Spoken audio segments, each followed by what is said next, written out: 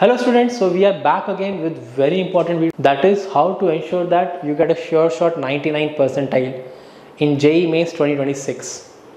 So now JEE Mains 2026 is only few months, or not, I'll say less than 80 days now. So what should be your strategy, what should be a plan so that you make best out of it? So in today's video we are going to talk about highly important topics in all physics, chemistry, maths. We'll talk about especially what you need to focus on, what to do, and what exactly you need to do so that you get exactly 99 percentile. So before we start out, let me give you a rough idea about these things. So first of all, you need to understand strategy is more important. If you keep on blindly doing something, it doesn't mean that you will get good marks. Now coming to what kind of marks we need to aim for. So again, the marks might vary. Last time we have seen in one session people getting 99 percentile even for 154 marks, and someone getting 99 percentile even for 190 marks. So let's take on an average. So let's take on an average that we need to get 170 marks, because if you get 170 marks pakka for sure, let us say in your paper came easy, even with 170 marks, if not 99 percentile, you will get 98.5 percentile. With 98.5 percentile in open category, still you will get pakka NIT.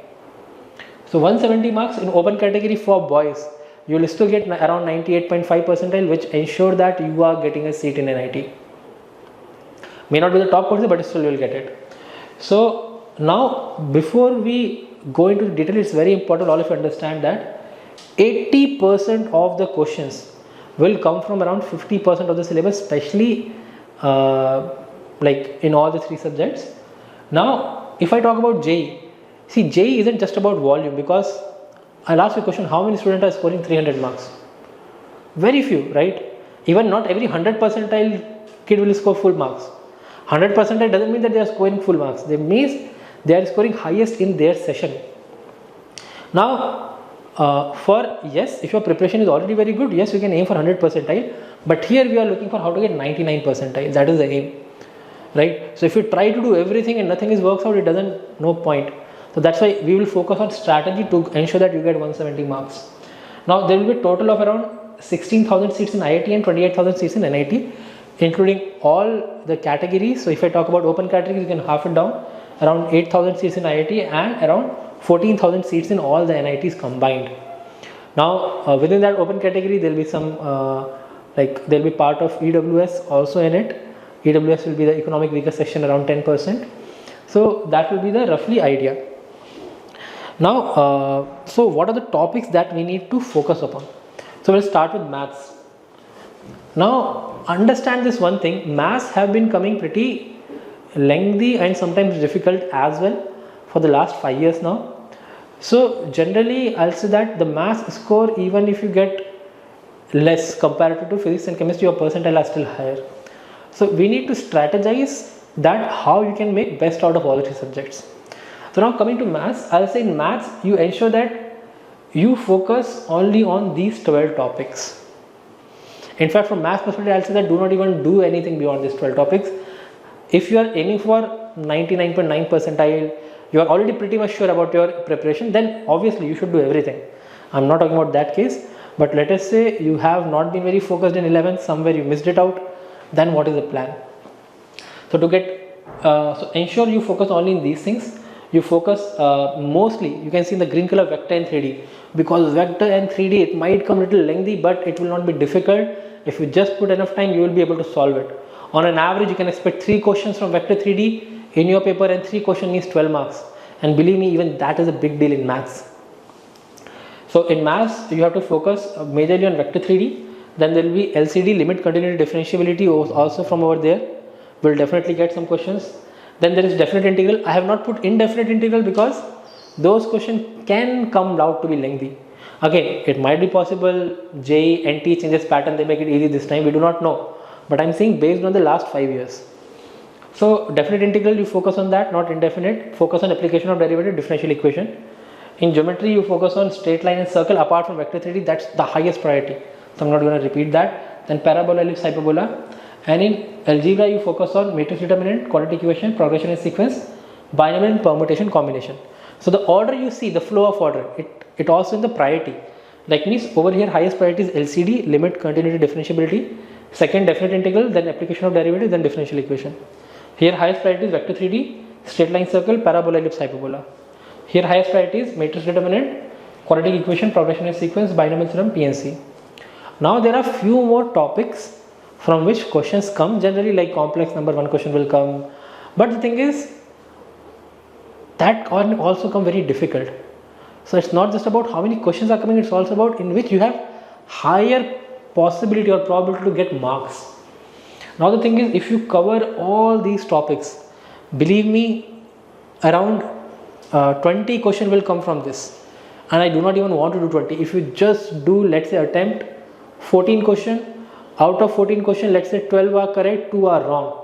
That means you will still get a marks of 46, and with 46 marks you will 100% get somewhere around 99.2 or 99.5 percentile in maths, in that range, which is very good. So focus on all of this. Do not try to do everything. Maybe give more time in the JEE mains for the maths part, and ensure that you do only 15 questions. Target only 15 questions. That's it. From this you will get more than 15 questions, but just pick those 15 which you can do. Focus on that. Do not waste your time on anything else. So be very selective. So that's about maths. And how you can prepare for it. So I'll say that you limit your study time. Do not read too much in maths. Reading formula is useless in maths, especially in JEE mains, because question will come lengthy. Direct formula based will not come. Actually earlier we had this mathematical reasoning and all of that, but they removed that, so that also will not happen now. So anyhow, so when you so how you to prepare for it, learn the concept. You can study your notes whichever you have made for the last 2 years, and study it quick. Do not waste too much time on that. Solve PYQs. So it's essential that you solve last 5-year PYQs. If you do not have PYQ, buy one book, buy any book, Disha, Arihant. Many options are there, but do it. Do not just buy and keep it as a showcase. You have to solve it. Then do mixed practice. So what I will suggest you is that you can do some practice of it. You can make, you can take small papers. You can just take maybe last year one of the paper as 1.5 hour test and practice that, and do quick revision. Now moving on to physics. So the idea of physics is, again, let us target only around 70 to 72 marks, or let's not target more than 75 marks. Because again, be selective, but ensure that you do it that pakka 100%, get marks, and ensure your seat in NIT, get 99 percentile. So there are these topics which are very important in physics, that is modern physics, current electricity, optics, electrostatic, heat and thermodynamics, magnetism and gravitation. So I will say that only these 7 topics, like if you are missing out these 7 topics, then your physics is gone. If you focus only on these 7 topics, other topics if you get time you can do it, mechanics, work, power, energy, we can do it, but these 7 topics, if you are 100% thorough, everything you know, believe me, you will easily get above 65 marks in physics. So focus on these topics. That is what I have to say. Only these topics. I'm not saying only these topics. Ensure that you are 100% thorough in this, then you go with something else. So especially modern physics also will be relatively easier to score as well. So now what to do, again, maybe you can read, you can see video lectures. If you have not done, you can also maybe contact us, we can help you out in that regard. You can read from the notes. Understand the derivations, because derivation in physics makes better understanding. So do the derivations in physics. It will not come directly, but it makes your understanding better. So do a lot of numerical questions, do around 50 to 80 questions per topic, and then do some test. Attempt maybe every Sunday 60-minute test. So what I will say is, maths you can attempt only maths paper, let's say for 1.5 hours, physics you do for exactly 1 hour. So build that practice so that you will be able to finish physics paper in that time during the exam. Next come chemistry. So why we are taking chemistry at the last? Because it's the highest scoring. There is nothing as scoring as chemistry in your JEE paper, and you just have to do one thing to get good marks in chemistry. In fact, if you do this, you'll get 90 marks. Put your NCERT in a blender, blend it, drink it. Okay, I do not mean literally do that. My point is that should be your command on the NCERT. That's how much familiar you should be with the NCERT. So what you need to do is just ensure that for chemistry you are thorough in NCERT. finish each and every chapter, every single thing mentioned in NCERT, you should be knowing that, right? Take it as a quiz. Do multiple rounds of NCERT. One round is not sufficient. So I'll have only and only one input for all of you, is that ensure that you are 100% thorough in 11th and 12th NCERT. You know every single nook and corner of it. Whatever small comment is given, if it's important, relevant, you know it. So as long as you do that, believe me, you'll get easily 90 marks in chemistry. But let's assume that even if you do some mistake, you can still easily get 80 marks. So you can still easily get 80 marks in chemistry. Now, why we are not doing a selective topic in chemistry? Because chemistry will come relatively easy. If you only do selective topics, then you will not get marks, but others will get marks. So chemistry is somewhere where you can aim for getting highest marks, because you need to be only 100% focused on NCERT. So in chemistry, what should be a smart strategy? As I've told you, do 3 rounds of revision minimum. If you can do more, better. So in first round of revision, you read the entire chapter, preferably write it down and highlight also the important things.